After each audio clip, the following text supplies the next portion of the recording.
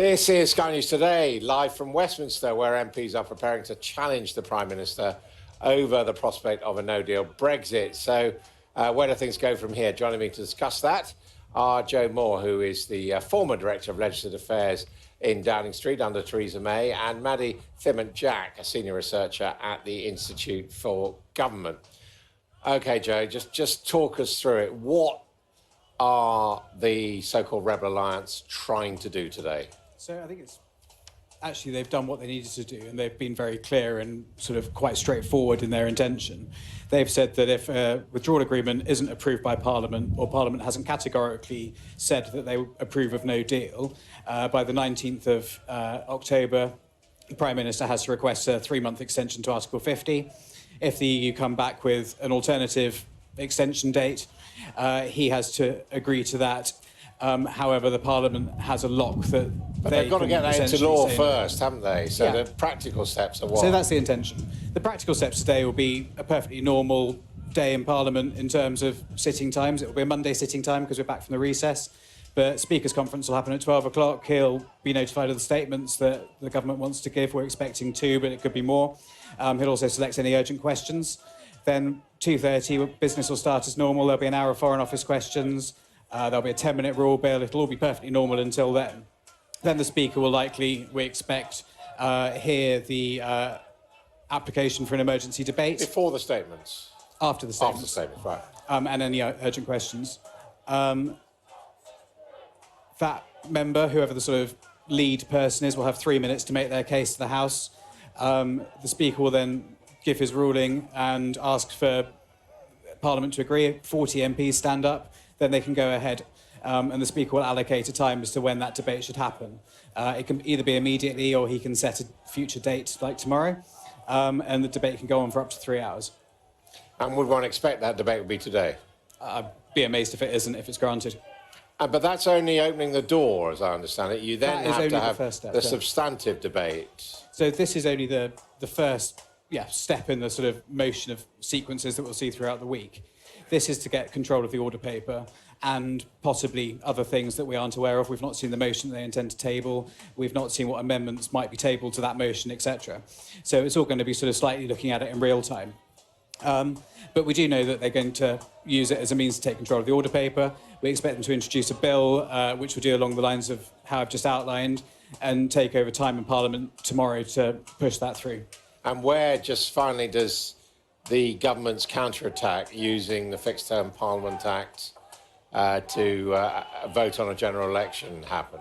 So, I mean, my understanding from what has been briefed out and what people have said is that they will table the no-confidence motion today under the Fixed Term Parliaments Act, and they will move that motion tomorrow if they lose the vote. Hang on, so it's a no-confidence motion, which is a simple majority, not... No, sorry, a general election motion, which requires the 2/3 majority. Yeah. OK. And they would do that after they've lost control of the order paper tomorrow. Right, all seems relatively clear, although we don't know the outcome. Anything wrong, outrageous, improper about all of that? Well, I mean, so normally emergency debates would not do something like this. So MPs are planning to use an emergency debate motion to take control of the order paper. Normally, these motions are a simple debate on an issue, so it's just saying that the House has considered a matter. The idea that they would use this motion to actually decide something in parliamentary speak, so to actually take control of the order paper, would be a significant break from convention, and the Speaker allowing that is a break from convention, although at this point we've got to a stage where sort of everyone seems to be breaking convention left, right and centre. But it has already happened once, as I understand. So there has been a substantive, again, to use the parliamentary terms, motion tabled, although at the time no one challenged whether or not it was a substantive motion.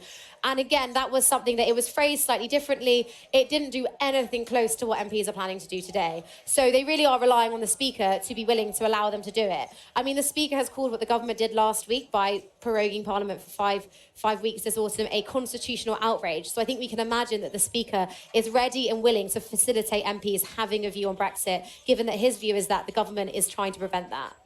Well, we're just seeing Philip Hammond and David Gauke leaving Downing Street this morning after their meeting with the Prime Minister.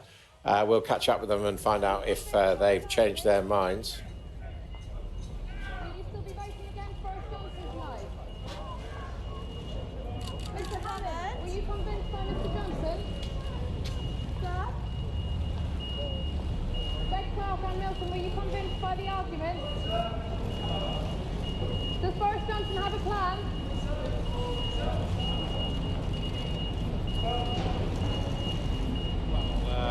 No indication there of a change of mood. Now, Joe, where do these Standing Order 24 and Standing Order 15 fit into all this? So Standing Order 24 is the mechanism by which an emergency debate takes place. Standing Order, I think you mean 14? 14, yeah. Is the bit that allows a new item of business to take precedence on the order paper, i.e. go first before the main government business of the day. Standing Order, in better English, Standing Order 14 essentially says government business has precedence every day.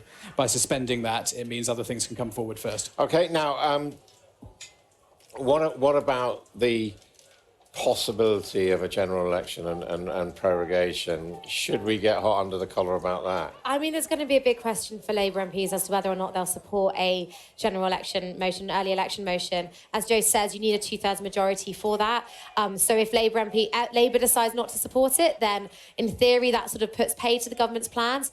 There has been some suggestion that they could override the terms of the Fixed Term Parliaments Act. So this is the legislation that governs how elections take place. So the government could, in theory, introduce a very short bill that basically says we want to have an election on this date, sort of setting aside the provisions under the FTPA. That would just require a simple majority to go through the House, but it would be open to amendments. I'm not sure the government would necessarily want to go for that at that stage. I mean, if this bill passes, it gets through before prorogation, and then the government is unsuccessful in calling an early election, well, then Boris Johnson will have to try and negotiate something before the 19th of October. What happens if it's still going through Parliament when the government goes for prorogation? What happens to it So then? if the bill is still going through Parliament when prorogation happens, it will fall.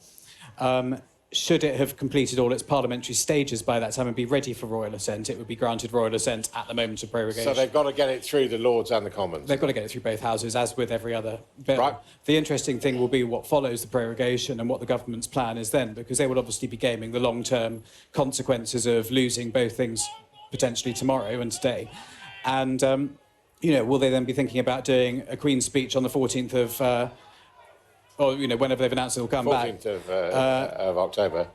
Which would, you know, be a very short Brexit-focused Queen's speech or something like that. And they'll say, look, we're going to have a very short Parliament, we're going to focus on Brexit only. We're going to show you that we've got a plan so that you'll vote for our deal before the end of the month. Who knows what's going to happen? OK. Thank you very much indeed for leading us through that complicated legal picture.